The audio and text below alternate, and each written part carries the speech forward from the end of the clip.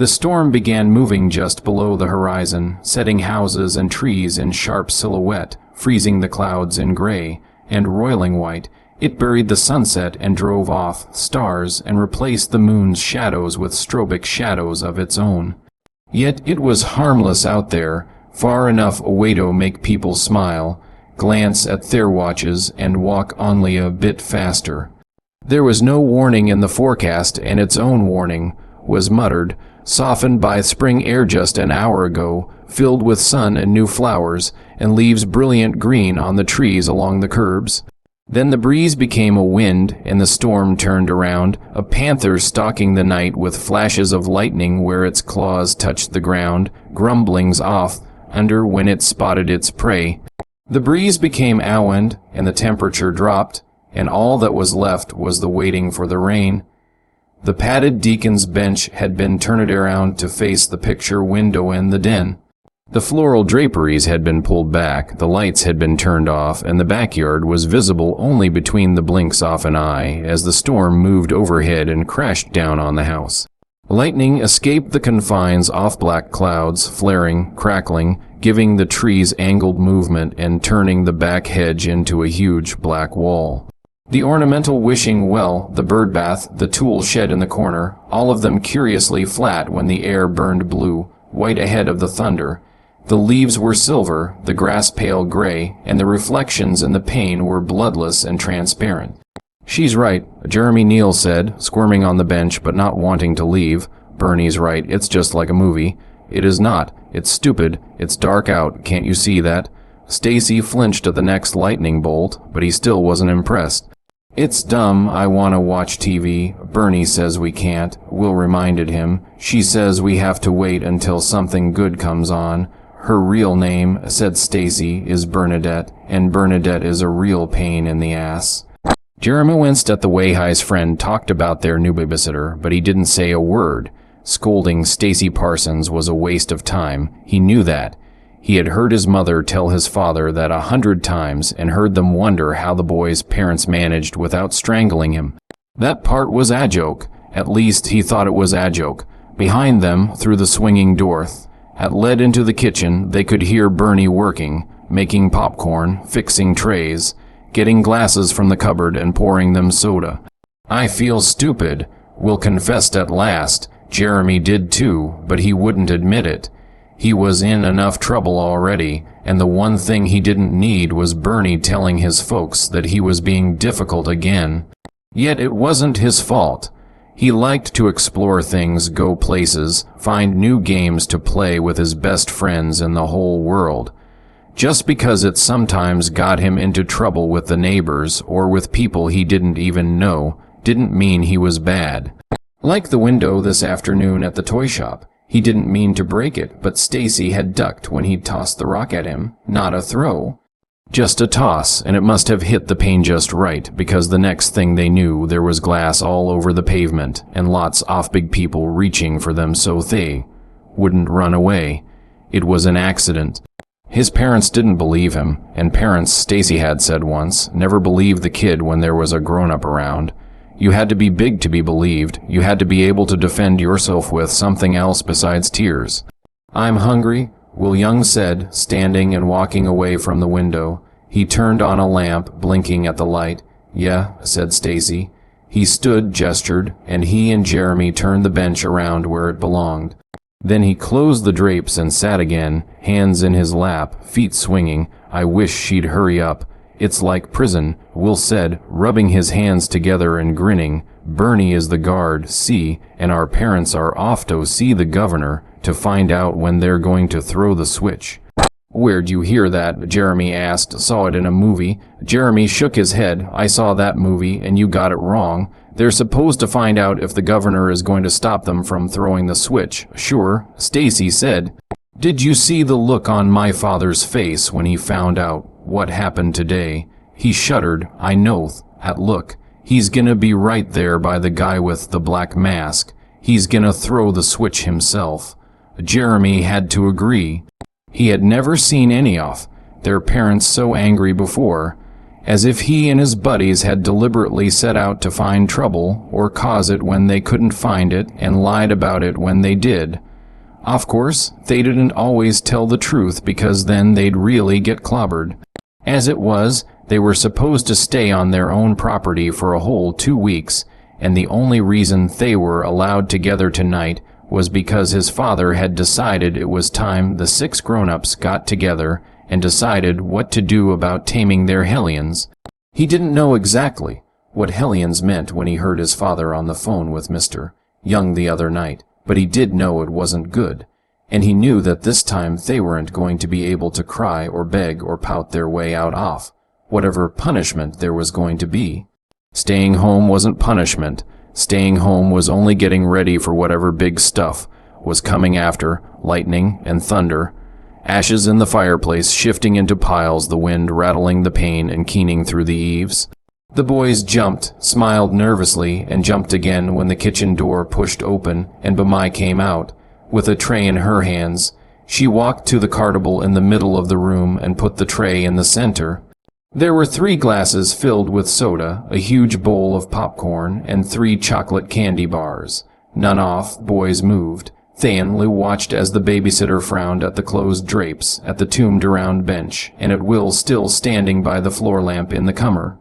Her short brown hair seemed darker tonight, her eyes deeper, her nose sharper, and when she brushed her hands down the side off her dress, she seemed less like a friend than the guard Will had described. "I thought," she said, "you were going to watch the storm. That's dumb." Stacy told her, "Yeah." Will agreed. She turned to Jeremy then and waited for his answer. He shrugged. He didn't want to get her mad, didn't want her to tell his mother and father he was being a pain again. Bimai was all right, and he wanted to keep her on his side. She had stayed with him twice before, and with Stacy and Will too, just after the big trouble started, and though she sometimes made him nervous the way she looked at him, the way she walked around the house without making a sound, he thought she was pretty okay for a grown-up. "Sit," she said, and pointed at the bench. Faded, sensing something in her manner that forestalled rebellion. Besides, they could smell the butter on the popcorn, see the bubbles in the soda, and the chocolate bars were the largest they had ever seen in their lives. "We're going to have a contest," she told them, standing behind the table with her hands folded at her waist. "It's going to be a lot of fun. The only thing is, you can't be afraid." "Afraid?" Stacy said. "Who's afraid?" Bamai smiled slowly. "Aren't you scared of the dark?" Stacy laughed. Will sneered. Jeremy pulled on his ear. She stared at them until Will giggled. "Stace is scared of the ocean," he said, taking a punch on the arm. "Yeah, well, you're scared off dark. You even still got a nightlight." Jeremy kept silent. He was only scared off his parents. "Good," she said. "That's fine, because the contest, you see, is a series of games that I pick for you to play. Big deal," said Will, poking Jeremy in the ribs. "What is it? Spin the bottle," Stacy said, laughing until he saw the look on her face. "Thank you," she said. "No, pay attention, please. I want you to listen closely. Since you're not afraid of the dark, I'll pick something." She looked to the ceiling, looked down, and touched the table. "If you get scared, you lose." "Jesus, Bamai," Stacy said. "We're not babies, you know." "I know," she told him, "and that's what I told your parents. You're not babies anymore. You can take it. You're tough, right?" Stacy said. Will nodded emphatically, and Jeremy said, "Take what?" Bernie ignored him. "The rules are simple. I pick the games, nobody quits before the end, and for every game you win you get to keep a bar of this chocolate." "That's not fair," Stacy complained. Bernie smiled. "Second place gets popcorn." "Hey," said Will, "and last place gets to sleep in the rain." Jeremy looked at his friends, looked at Bamai, and decided that this wasn't going to be a good night after all. She looked at her watch. "We'd better get started. I promised your parents we'd be done before they return. Are you ready?" They each nodded, staring at the chocolate bars, each weighing 3 pounds. "In that case," she said in the thunder, in the lightning, while the wind knocked on the door, "the first game is hide. And seek." It was dark, so dark it was like living in a black cloud, and it was quiet except for the sound of High's breathing. Will Young closed his mouth and his eyes and wished he wasn't so fat. His mother was always yelling at him for eating too much, and for sneaking food into his bedroom after he was supposed to be asleep. But he didn't care. He enjoyed eating. It didn't matter what there was in the cupboards or in the refrigerator as long as it was good. And there wasn't much he didn't like, and didn't think was realigros, and Douglafat not like his father was, with his belly showing even when his shirt was all buttoned. He just had a little extra here and there around his waist and his face, and that definitely didn't stop him from being able to run or climb or crawl under the porch. At least his arms didn't have all that flab hanging down, and at least his thighs didn't rub together because there was no room between them. Nevertheless, he wished now he was a little slimmer, because then he could squeeze a bit farther back in the closet, maybe behind the golf bag that belonged to Jerry's father. He didn't think he'd have to stay here very long, because Stacy said it was a dumb game, and didn't want to play, and would probably lie himself caught first. Jarek knew the house better than anyone, but Will thought he was scared of something, and would probably head right for the cellar, the first place Bamai would look. The huge closet in the upstairs hall, then, was almost perfect when he found it. Clothes and coats hanging from the rail, boxes and stuff stacked on the floor, and the door so snug no light came underneath it. He reached out his hands and felt around him, trying to move things in front and move himself farther back without making any noise. He breathed through his mouth. He froze whenever he heard footsteps passing outside, and he finally reached the comer after moving the golf bag aside. Perfect, dark, but perfect. Bernie would have to declare him the winner of this game, no question about it. He grinned and rubbed his hands together. He pulled his knees up to his chest and listened to the muffled spill of thunder over the roof, and heard something move on the other side off closet. He blinked and cocked his head, frowning as he listened as hard as he could and wondering what it was, or maybe it was his imagination. A scratching, soft and slow. Maybe it's a rat or a bat or something that lives in the back off closet and waits for dopes like him to play stupid baby games in the middle of a storm. A scratching, soft and slow, and something suddenly brushed quickly over his face. He almost yelled as he lashed out to knock it away, nearly yelled again when his fingers were caught, trapped in something that had round, hard teeth. His free hand grabbed for it while he pushed deeper into the corner, grabbed and yanked, and something fell over his face. He did yell then, but the sound was muffled, all sound deadened as his feet kicked out and struck the golf bag, as his head slammed against the wall, as his hands tore and pulled, and the thing dropped and tangled into his lap, and a coat hanger a moment later fell onto his chest. Shit, he thought as he felt the jacket on his legs, the round buttons, the smooth lapels. Shit, you're a jerk. He shuddered and rolled his shoulders, wiped a hand over his eyes, and felt the perspiration slick on his face. He dried himself with the jacket and pulled the golf bag back in front of him, proud that he'd fought the demons and hadn't been killed.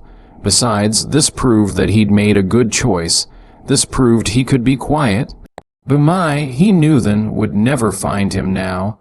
She might open the door, but even the light from the hall wouldn't reach him back here. And she sure wouldn't come in, not with that dress on. He giggled and quickly covered his mouth. He didn't know her very well, only the 2 other times he'd been over when she'd sat with Jeremy, but he knew she wouldn't want to dirt that dress. She was very careful about it. He could see that. He could see how she stayed away from the walls, and held the skirt away from anything that might touch it and make it dirty. She was weird, and not even Jeremy could tell him he was wrong. Weird, and always looking at them as if they were bugs or something. Sometimes she was fun, like with the spooky stories she'd tell them, but most time she just sat on the bench in the den and watched them, like a guard, like a dog, until Mr. and Mrs.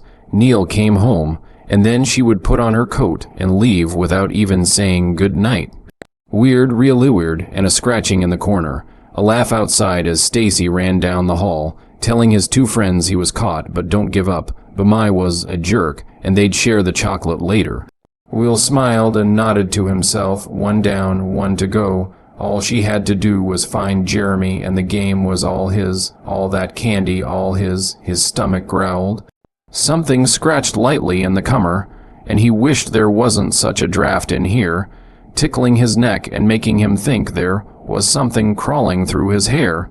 The wind outside had found a hole in the walls, had snuck around the window, and now he was getting cold, and the clothes were moving and rustling together, whispering to each and scratching. "Are you afraid off dark?"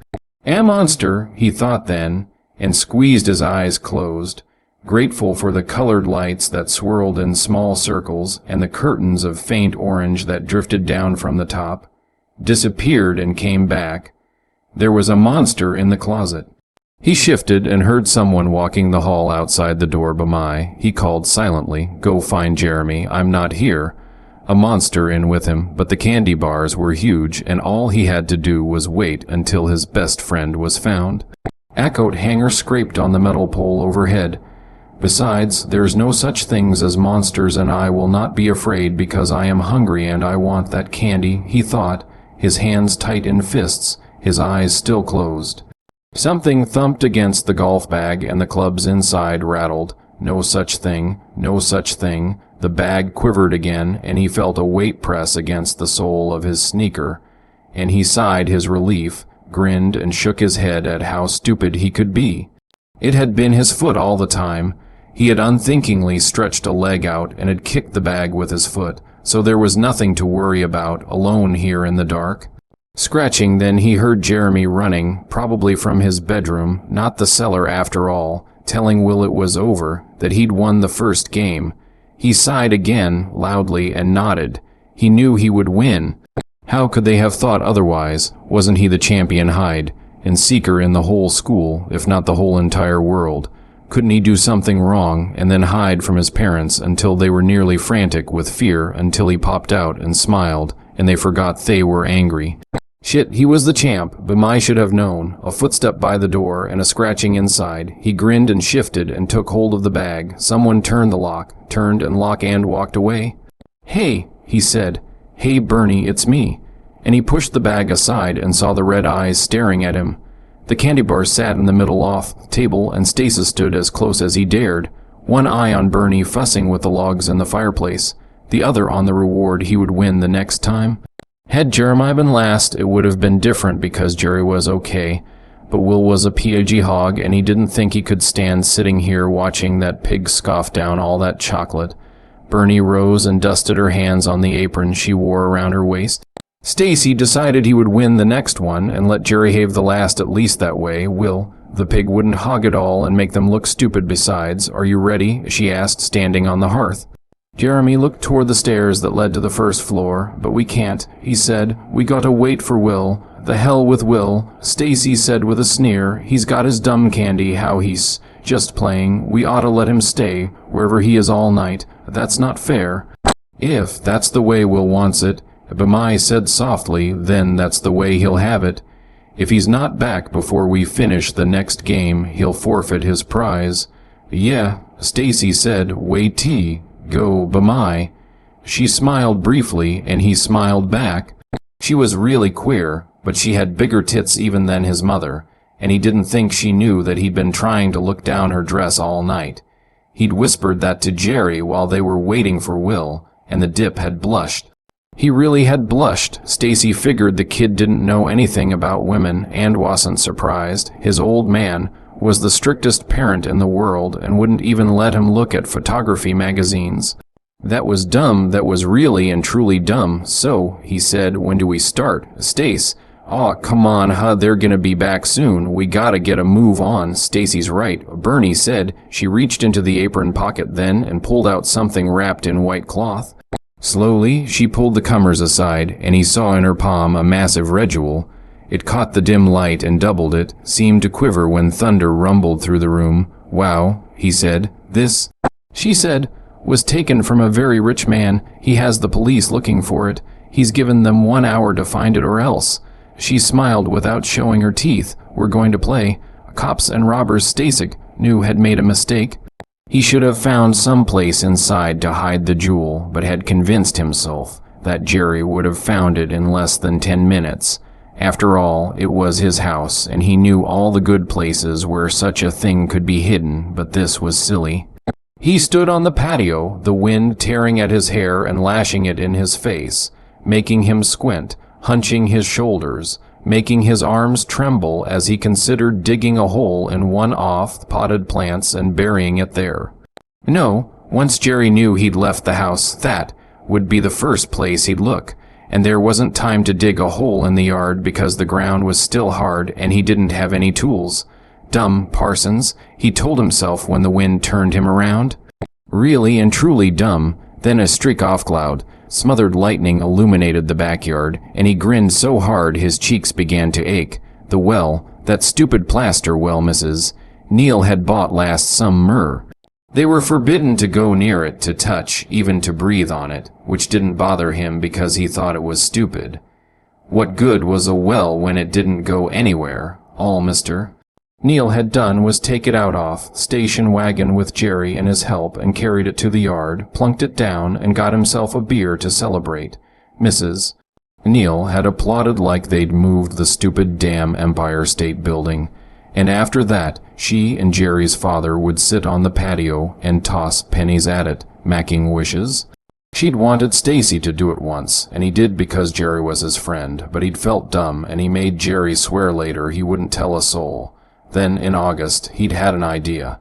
Mr. Neil was getting pretty good at pitching the coins in. He could even do it most times with his eyes closed. So one night, when they were supposed to have been over at Will's, they snuck through the hole in the hedge and moved Thewell over. Just a few inches, not enough to notice. Mr. Neil missed, moved his chair, and recovered his aim.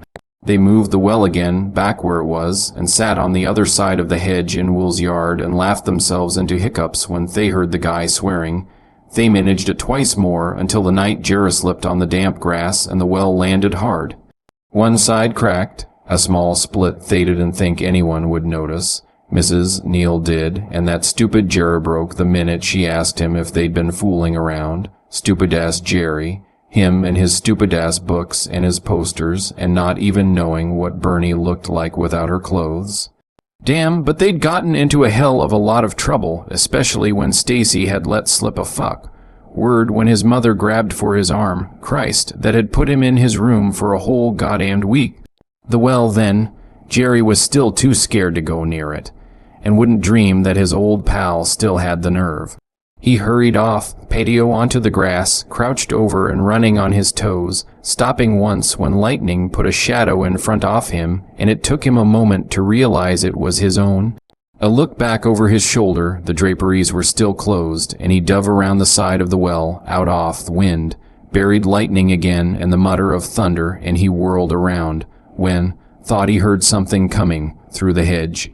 Nothing, it was nothing. The leaves husked and branches rattled, and grass crawled toward his legs, and all the houses he could see were perfectly dark. Holes in the night, mouths off black monsters that ate people after sunset. Fuck, he said into the wind. It made him feel better because the wind was getting on his nerves. Fuck, shit, damn hell. He smiled and pulled the ruby out of his pocket, lifted his hand to drop it in the well when he stopped, frowned, and wondered just how stupid dumb Jerry really was. Hedgest might think off, well, Hedgest might, and if, looked inside with a flashlight he'd see it right away and get all the chocolate. Worse, he'd brag about it to every kid in the school, every day for a goddamned year. Worse yet, he'd prove he was such a good little boy that his parents would lift the grounding and leave Stacy stuck in his room.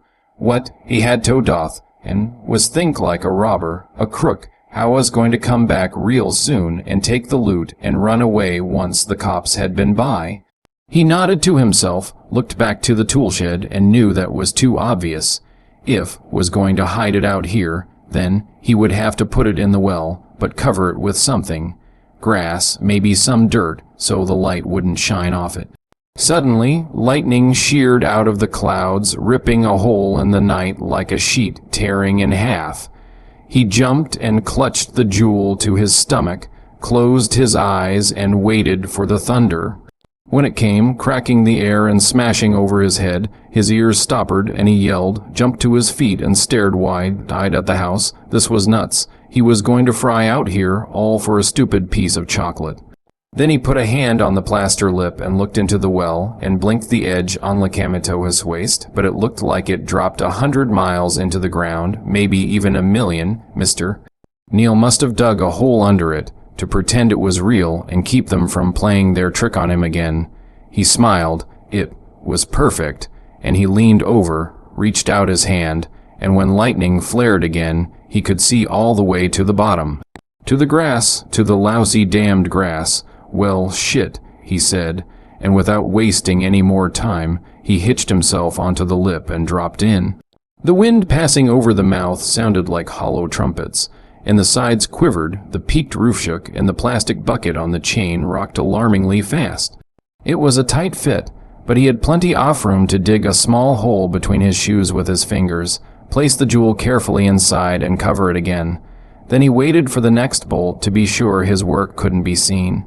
When it came, he saw Thuater and couldn't stop himself from falling toward the red eyes floating toward him. This isn't funny anymore, Jeremy thought, but he didn't have the nerve to leave the deacon's bench and complain. Bimai was in the kitchen again, making something on the stove, rattling pans and banging spoons and whistling so far off. The noise scraped his spine like claws on a blackboard. This isn't fun. He looked over his shoulder, out the window to the yard that flicked in and out off High's vision, white, black, white again, and jumping over the well in the center.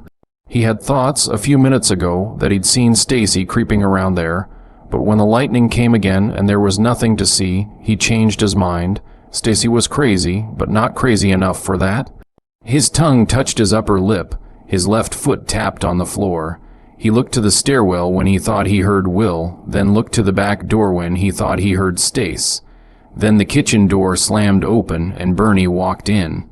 He blinked and tried to smile, but there was an ice cube settling on the back of his neck, and it grew when he heard the first spattering of rain on the window. Bimai sat in his father's chair by the fireplace and looked at the charred logs, raised her head and smiled straight at him. Her face was in partial shadow, and he could see only one eye, only one part of the mouth, only a few off her teeth. "Are you worried about your friends?" He nodded and swallowed because he thought he was going to break down and cry, and that was the one thing he'd promised himself he'd never do again. All it ever did was get a slap from his father or a shout from his mother. "Act your age, Jeremy Neal. You're not a baby anymore." "I wouldn't," she whispered. "They're doing just fine." "It? How do you know?" he said, more angrily than he'd intended. "All you do is make that stupid popcorn. Will is hurt somewhere. It just know, and Stacy must be out there in all that rain." He rose and stood in front of her, hands clenched at his sides, fighting the burning that flushed his cheeks. "You don't care. You just want to get us in trouble again, that's all. Our folks are gonna come home, and we're gonna get in the biggest trouble in the world." Bimai clasped her hands in her lap and watched the logs again, as if they were burning. "Jeremy, do you know what bog butter is?" He frowned, looked away, looked back. "What? It's our game, Jeremy. Surely you haven't forgotten the third game, Now answer my question. Have you ever heard of bog butter?" He felt a tear in his right eye, a lump off coal in his throat. "Huh." She smiled dreamily and sighed. "In the old days, long before there was even a United States, they used to bury people in marshes over in England. You know what a marsh is?" He nodded. The rain slapped at the pane, ran over the edge of the gutter, and poured into the shrubs cringing under the window. "Well, sometimes when they dug these people up, they found that the bodies had oozed a kind of wax over themselves. It looked a little like butter, I guess, so they called it bog butter." "That's nice," he said, knowing it sounded stupid, but what else could he say? His friends were lost in the storm and in the house, and Bernie was sitting in his father's chair talking about dead bodies and butter and God. He wished she'd shut up so he could talk to her. At the time, of course, they didn't know what has caused it, or why was there. He edged away, his head ducking, his hips turning before he did, and Wench didn't seem to notice. He backed up to the staircase, then flung himself up, racing down the hall to his room on the far end. He checked under the bed, in his closet, under his desk, in the toy chest. He looked out the window and saw nothing but the rain. He ducked into his parents' room and looked in everything that could have held Will and everything that couldn't, not caring that they'd find out when they saw the mess he made. The guest room was just as empty. Will, the bathroom echoed thunder. Will, he was sweating now, and he couldn't stop his fingers from snapping, couldn't stop his lips from moving as if he were talking to himself. He checked the hall closet, but it was locked. He shook the door as hard as he could, then turned the bolt over and reached in for the string that snapped on the light. Something fell against his legs, and he jumped back, yelping, then scowling at an empty shoebox that had dropped from the high shelf. When he turned the light on, he saw nothing, not even when he crammed himself in and pushed everything aside that he could move or kick or butt with his hips. Will wasn't there. Hess stood in the middle off the hall, turning in a tight circle and yanking his head away from the lightning.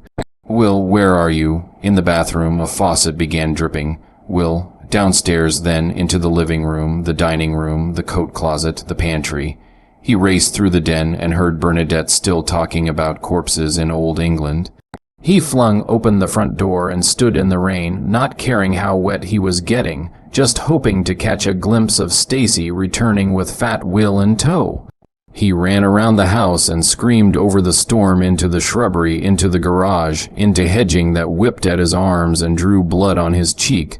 Stacy, a cry more than a shout. Will, begging more than demanding. There was no one in the tool shed, no one in the well. He plunged back inside and stood by the table. "B'mai." She sighed, lightning flared, and the lamp flickered out. "B'mai, answer me." He swung his arm and knocked over the bowl off popcorn.